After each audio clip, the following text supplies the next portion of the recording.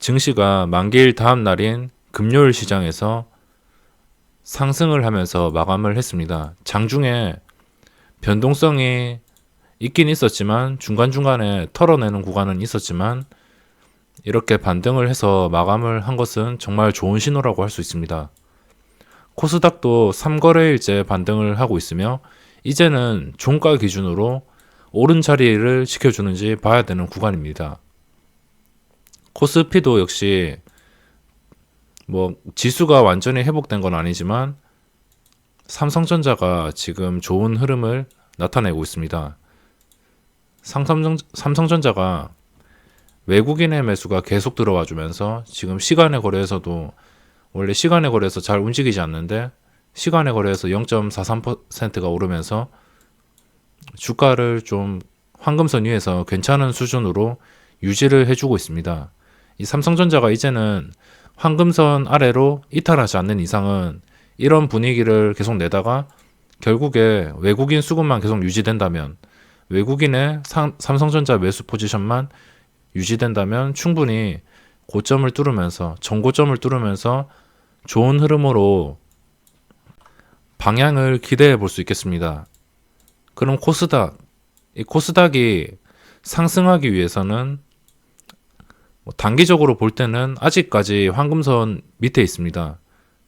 이때부터 단기간에 너무 많이 떨어져 가지고 한 번에 회복하기에는 좀 무리가 있어 보이는 구간인데 한 번에 회복을 하더라도 좀 걱정이 되는 구간이기 때문에 여기서 한두 번 쉬어가냐 아니면은 이거를 그냥 계속 쉬지 않고선 황금선을 회복하냐 이게 문제겠는데 오늘 저점이 673포인트입니다. 그래서 673포인트를 다음날 종가 기준으로 그러니까 다음주 월요일부터 종가 기준으로 코스닥 지수가 한 673포인트를 깨지 않는다면 만약 깬다면 또 저는 인버스로 대응을 할 예정이고 깨지 않는다면 이 분위기가 흘러가서 황금선까지 회복을 해줄 거라 믿고 지금은 긍정적으로 보고 싶습니다. 저는 차트를 볼 때 종합적인 이런 지수나 아니면 개별 종목의 차트를 볼 때 항상 이런 생각을 합니다. 올라준 자리는 지켜야지 그 다음 자리를 마련한다. 그러니까 올라온 자리에 왕관을 버텨야지 그 왕관을 버티면서 쓰고 있어야지 그 다음 상승으로 이어집니다. 근데 그 왕관을 쓴 채로 그게 버티지 못하면 그게 오히려 좀 부작용이 일어나서 좀 더 큰 하락이 나올 수 있기 때문에 저는 올라온 자리를 무조건 지켜야 된다고 생각합니다. 그럼 오늘의 이슈 종목들과 간단하게 종목들을 스캔하면서 영상을 마무리하도록 하겠습니다. 먼저 2차전지 관련주들이 오늘 반등을 했습니다. 에코프로 비행과 일진머티리얼즈. 일진머티리얼즈는 차트가 바닥을 찍고선 다시 2차전지 관련주들이 흥하는 시장이 오는 게 아닌가 이렇게 생각을 하고 있고 오늘 전체적으로 2차전지 관련주에 수급이 들어온 것도 호재이고 그래도 정말 오랜만에 분위기를 이끌었기 때문에 큰 상승은 아니지만 에코프로 BM도 최근에 이 정도 상승이 없었기 때문에 지금 상태로서는 기대를 할 수밖에 없습니다. 이런 종목들도 2차전지 관련주들도 오늘 수급으로 인해서 상승을 했기 때문에 이것도 눌림목으로 대응을 하기에 적절한 종목입니다. 그래서 눌림목에 사서 보합 내지 상승에 파는 방식으로 대응을 하면 될 것 같고 오늘의 이슈주죠. 세틀뱅크 신규 상장주인데 정말 핫했습니다. 마감은 좋지가 않지만 정말 핫했습니다. 장 초반부터 계속 보고 있었는데 전체적인 거래대금이 1위입니다. 장 초반에도 장 시작하자마자 1위가 세틀뱅크, 2위가 삼성전자인데 처음에 삼성전자랑 거의 2배 가까이 격차가 나면서 시작을 했는데 마감할 때도 이 세틀뱅크가 거래대금 상위로 마감을 했습니다. 삼성전자를 뛰어넘는 전체적인 거래대금이 상위. 이런 종목들은 무조건 분류를 해서 봐야 됩니다. 만약 이 신규 상장주가 시가총액이 5천억이죠. 5천억짜리가 상장을 하면 보통 장 초반에만 핫하다가 꺼지는 경우가 많습니다. 하지만 이 종목은 전체적으로 보이시죠? 거래량이 거의 균등합니다. 장 초반 빼고는 하루 종일 거래량이 일정하게 잘 나왔기 때문에 보이시죠? 일정하게 잘 나왔습니다.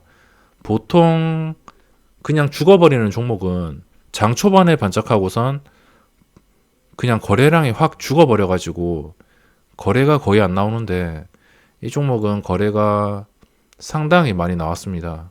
그래서 제가 마음에 드는 게 거래대금.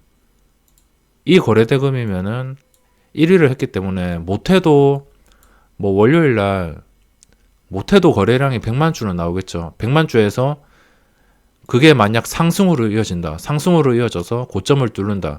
그러면 거래량이 이만큼 더 나올 수 있습니다. 500만 주도 노려볼 수 있고 상승할 때 당연히 거래량을 몰고선 상승을 해야 되기 때문에 500만 주에서는 좀 힘들 것 같긴 한데 만약 고점을 뚫어준다면 저 정도 거래량이 나와줘야 됩니다. 이거 역시 구주주의 물량이 많아서 좀 많이 눌린 것 같습니다. 수급을 보시면 오늘 수급이 개인이 43만 주, 외국인이 23만 주. 보통 첫날에 외국인이 잘 안 사는데 외국인이 23만 주를 사면서 마감을 했습니다. 그리고 보험, 연기금, 뭐 이 사모펀드 애들은 무조건 신규 상장 던지고 보는 애들이기 때문에 뭐 얘들의 수급이 세다 하더라도 첫날에 매도를 한 거는 어쩔 수가 없습니다. 그리고 기타 금융, 뭐 기타 금융이면 대충 예측을 할 수 있겠고 이 투신, 사모펀드와 투신은 비슷하고 성향도 비슷하기 때문에 보통 신규 상장 첫날에 둘이서 다 해먹습니다. 금융 투자까지. 뭐 자연적인 현상이고 그냥 정말 자연스럽게 수급이 나온 것 같습니다. 51만 주가 매도돼 있지만 최근 상장했던 웹캐시가 바닥을 찍고선 큰 시세를 준 것을 기대해 보면은 웹캐시도 지금 시가총액이 3,400억입니다. 코넥스에서 왔지만 3,400억의 시가총액. 뭐 물론 이 세틀뱅크가 훨씬 무겁겠지만 제 생각으로는 현재 호가창은 세틀뱅크가 더 나은 것 같습니다. 웹캐시보다 세틀뱅크가 그래도 심리적인 선에 안착을 해 있고 장중에 46,000원까지 떨어졌습니다. 2시 30분쯤에 46,000원까지 떨어지고 급하게 반등을 했죠. 그만큼 기대감에 대한 매수세가 계속 들어오고 있고 단타들도 많습니다. 그렇기 때문에 이런 종목도 아까 2차전지 관련주와 똑같이 눌림목 매매에 해당이 될 수 있습니다. 그래서 이것의 주가가 오를지 내릴지 그거는 모릅니다. 다음 주 월요일 날 돼봐야 알지. 지금 예측하는 것은 느낌에 의한 예측이고 지금 상태에서는 제 생각으로는 첫날에 기간의 매도는 당연히 나와야 됩니다. 매도해야 될 기관들은 다 매도하고 또 매수해야 될 기관들은 매수를 했기 때문에 여기서 월요일부터 기관의 매수세와 외국인 이거 샀던 물량만 안 나간다면 최소 나가지만 않는다면 수급으로 인해서 그리고 수급과 거래대금으로 인해서 충분히 끌어올릴 거라고 생각을 하고 있기 때문에 이거는 관심 종목으로 계속 지켜봐야 될 것 같습니다. 뭐 눌림목을 준다면 한 5만원쯤에 5만원 정도에만 잡아도 성공인데 이게 만약 판단이 어긋나서 월요일도 수급이 이 들어왔던 외국인이 다 나간다거나 이 물량이 다 빠진다거나 기관이 계속적으로 지속적으로 매도를 한다면 그거는 수급적으로 꼬여가지고 주가가 오를 수가 없습니다. 그래서 손실이 날 수밖에 없겠죠. 이 수급은 당일 돼봐야 알지 지금 예측하는 것은 힘듭니다. 뭐 구조주도 계속 매도가 나올 것이고 이 수급적인 면에서는 기간이 첫날 나오는 기관들이 다 나온 것 같고 이제는 좀 매수로 돌아온다면 긍정적으로 변하지 않을까 이렇게 생각을 하고 있기 때문에 정확한 것은 월요일 날 따져봐야 될 것이고 눌림목 매매에 적당한 것 같습니다. 그리고 시간의 거래. 요즘에 아시죠? 시간의 거래 오른 것들은 거의 매매하지 않습니다. 시간의 거래에서 아주 쇼를 하는 종목들이 많기 때문에 정말 마음에 안 듭니다. 요즘에. 제가 못해서일 수도 있겠지만 모나미도 그렇고 모나미 4,010원에 시작을 하더라고요. 이때 서로 매수를 하려 하더니 이때 매수세는 다 어디 가고 막 밑에 2만 주씩 쌓여서 그런 매수세는 다 어디 가고 다 밑장 빼가지고 또 떨어지고 있죠. 이렇게 시간의 거래에서 물리는 확률이 높기 때문에 요즘에 구경만 하고 있습니다. 사면은 손실 날 게 아니까. 그래서 시간의 거래는 이렇게 하지 않고 시간의 거래에서 체크할 것은 인지 디스플레이. 이게 좀 요즘에 제가 여러 번 계속 보고 있었는데 악재가 뜬 뒤에 4%에 시작해서 저가도 거의 없습니다. 거의 눌리지도 않았고 시초가에서 눌리지도 않았고 그대로 반등해서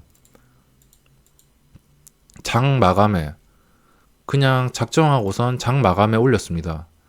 거래량이 엄청나죠. 변동성은 그렇게 큰 게 아닌데 장 마감에 보합까지 올려서 마감을 했습니다. 주가가 계속 탄력을 받고 있고 거래량도 아직 터지고 있지는 않습니다. 오늘도 장중에 좀 보니까 중간중간에 봤는데 10시부터 장 끝날 때까지 이때까지 그냥 정말 지루한 흐름이었습니다. 딱 봐도 차트만 봐도 이 시간 동안 하루 종일 지루할 수밖에 없었습니다. 거래량도 안 나오고 그냥 막판에 대놓고 뭐 주가를 관리하는 것 같은데 이 정도면은 눌림목 매매 해당이 되고 이 종목도 역시나 이거는 뭐 손절을 잡을 때는 오늘 저점으로 잡는 게 가장 좋겠죠. 이렇게 대응을 하시면 될 것 같습니다. 거래량도 괜찮고 차트도 슬금슬금 올라오고 있기 때문에 이런 종목을 위주로 살펴보시는 게 좋을 것 같습니다. 하지만 오늘 뭐 악재 아닌 악재도 아닌 것 같은 악재 때문에 5%까지 털렸다가 반등을 한 겁니다. 근데 이게 진짜 개미 털기를 위한 목적으로 내린 게 아니다면은 이게 다음 주에 이 가격을 깬다면 여기서 그냥 제자리로 돌아갈 수도 있기 때문에 손절에 대해서는 빠르게 대응을 해야 될 것 같습니다. 그러면은 거래대금이랑 거래량을 체크하고 마감하겠습니다.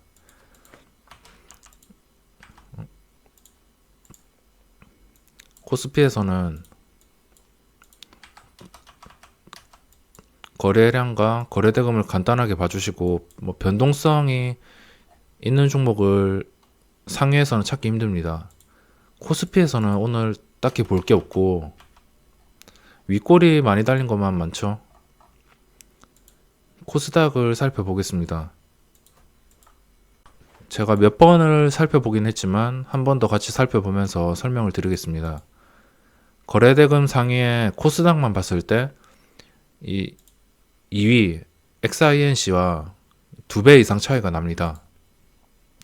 이것도 하루에 6천만 주 이상이 나왔다면 상당히 높은 건데 세틀뱅크가 상당히 높다는 것을 보여주고 뭐 이거는 볼 필요 없습니다. 아까 설명을 했고 이거는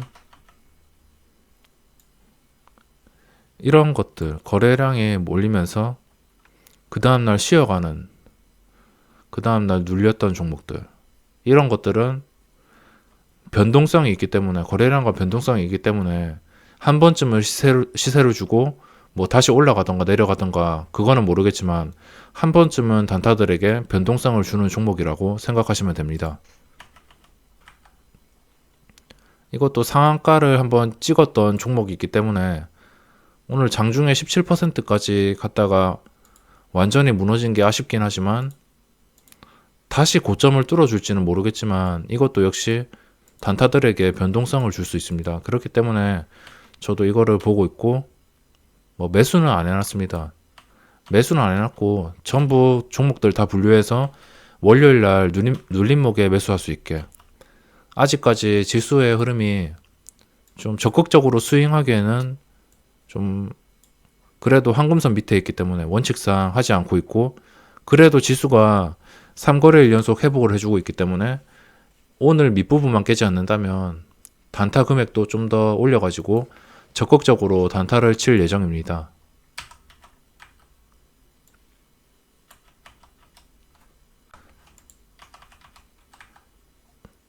그리고 최근에 동진 세미캠이랑 후성도 좀 시장에서 이슈주인데 종목들이 잘 흘러내리지 않고 거래량이 꾸준하게 나오고 있습니다. 종목들이 이동평균선, 단기 이동평균선을 타고 잘 떨어지지 않고 있습니다. 이것들이 공매도만 아니었다면 그래도 충분히 괜찮은 시세를 주었을 텐데 최근에 공매도가 계속 나오고 있죠. 공매도가 확 늘어난 것을 확인할 수 있습니다. 그래서 이것들은 진입을 하고 싶지만 차트와 재료랑 뭐 거래량은 마음에 드는데 이 공매도가 계속 걸려가지고 일단은 좀 조심스럽게 보고 있습니다. 아직 매수 계획은 생각을 못했고 이 공매도 때문에 걸려가지고, 공매도가 뭐 어차피 공매도 자체의 물량으로 이런 종목들의 주가를 한 방에 눌리지 못하겠지만 그래도 심리라는 게 있기 때문에 자신이 가진 종목에 공매도가 계속 나오거나 공매도가 급증을 하면 그게 자연스럽게 불안해집니다.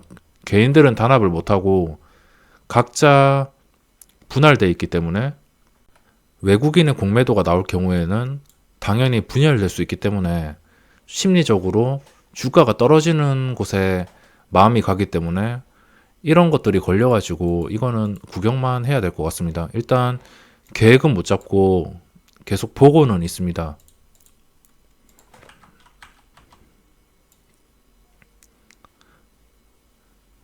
매직 마이크로도 무너지지 않고 계속 꾸준히 거래가 되고 있죠.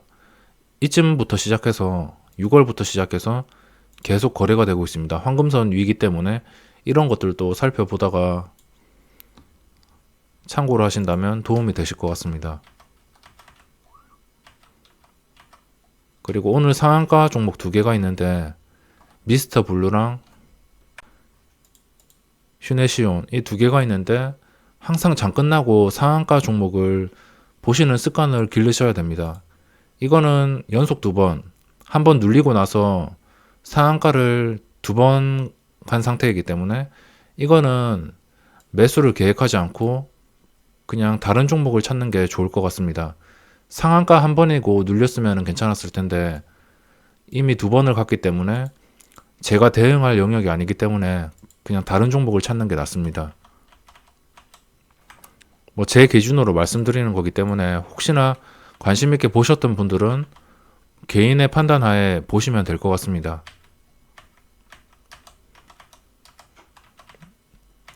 제 기준이 좀 조심하게 투자를 하자, 너무 좀 과하게 올랐다 싶은 거는 거르자, 이런 원칙이 있기 때문에 저걸 거른 겁니다. 종목들을 다 봤고 지금 또 이 웨이브 일렉트로 이것도 거래량이 하루에 그렇게 많지는 않지만 상승 이후에 거의 눌림도 없이 항상 눌림목은 준다 했죠. 제가 장 초반에 눌림목이 나왔습니다. 어떤 종목이든 간에 단타와 단기성 물량은 존재하기 때문에 어떤 종목이든 간에 눌림목은 나옵니다. 그렇기 때문에 이 눌림목에 대해서 잘 연구하시고 거래량이 꾸준히 붙는 종목만 따라다닌다면 분명히 좋은 결과 있으실 겁니다. 그리고 알서포트 이게 시간의 거래에서 약세를 보이고 있습니다. 좀 상승하다가 보합, 그리고 좀 하락할 것 같은데 주가가 급하게 시세를 준 다음에 황금선과 이동평균선 5일선과 21선을 타고선 꾸준히 거래가 되고 있습니다. 이때 한번 털렸고, 꾸준히 이런 구간이 이렇게 꾸준히 거래가 줄어들고 변동성 없는 구간이 길어질수록 방향을 잡기가 정말 쉽습니다. 이렇게 지루한 흐름이 나오다가 거래가 터지는 순간이 있는데, 그 거래가 터지는 순간이 거래량을 실은 장대 음봉이냐, 하루에 막 5% 이상 빠지는 장대 음봉이냐, 아니면 뭐 거래량이, 이런 종목들은 오전에 갑자기 폭발하게 되어 있습니다. 평소 거래량이 한 100만 주에서 200만 주로 줄어들었죠. 근데 이런 종목들은 한번 터지면 오전장에만 막 200만 주가 나오면서, 그럴 때가 있기 때문에 그 200만 주가 나올 때 상승이냐 하락이냐 이런 것들을 보고선 대응을 하신다면 도움이 되실 겁니다. 지금은 기관의 수급도 꾸준하게 들어오고 있고 현재 주가가 조용한 상태이기 때문에, 조용한 상태에서도 뭐 하루 이 정도면은 거래 대금이 작은 건 아닙니다. 그렇기 때문에 이런 종목들도 봐주신다면 도움이 될 것 같습니다. 시간의 거래에서 레버리지와 인버스 둘 다 거의 보합 상태. 그러면은 종목들을 간단하게 스캔을 해봤고 영상은 여기서 마감하도록 하겠습니다.